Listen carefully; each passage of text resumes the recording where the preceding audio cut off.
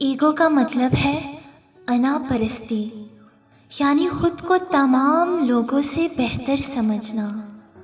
غلطی کر کے معافی مانگنے کے بجائے، جھکنے کے بجائے اکڑ جانا، دوسرے کو ہی غلط ثابت کرنا اور اسے ہی جھکنے پر مجبور کرنا انا پرستی کہلاتا ہے۔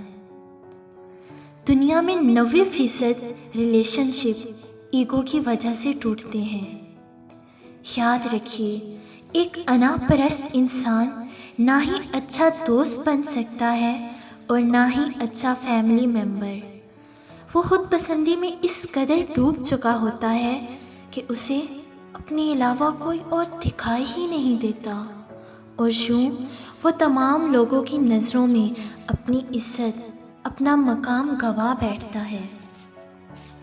یاد رکھیے گا کہ ایک انا پرست انسان کو کوئی بھی پسند نہیں کرتا۔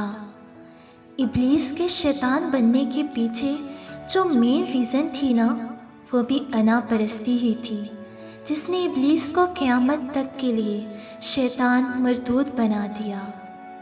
جان لو، اللہ پاک کو عاجزی بہت پسند ہے، اس لیے جو انسان جھک جاتا ہے نا، تو اللہ پاک اسے بلند فرماتا ہے اور لوگوں کے دلوں میں اس کی محبت ڈال دیتا ہے، کیونکہ وہ خود فرماتا ہے وَتُعِزُّ مَن تَشَاءُ وَتُذِلُّ مَن تَشَاءُ۔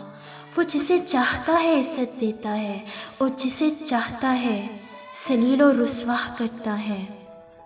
ہمارے پیارے نبی آقائے دو جہاں حضرت محمد صلی اللہ علیہ وآلہ وسلم، جو کہ دو جہانوں کے لیے رحمت بن کر آئے، جو کہ وجہ تخلیق کائنات ہیں، لیکن عاجزی اس قدر جس کا کوئی ثانی ہی نہیں۔ اگر آپ لوگ بھی چاہتے ہیں کہ آپ کی زندگی پرسکون بنے، رشتوں میں محبت اور عزت ملے، تو انا پرستی کو ختم کریں، میں کو ماریں اور عاجزی اختیار کریں۔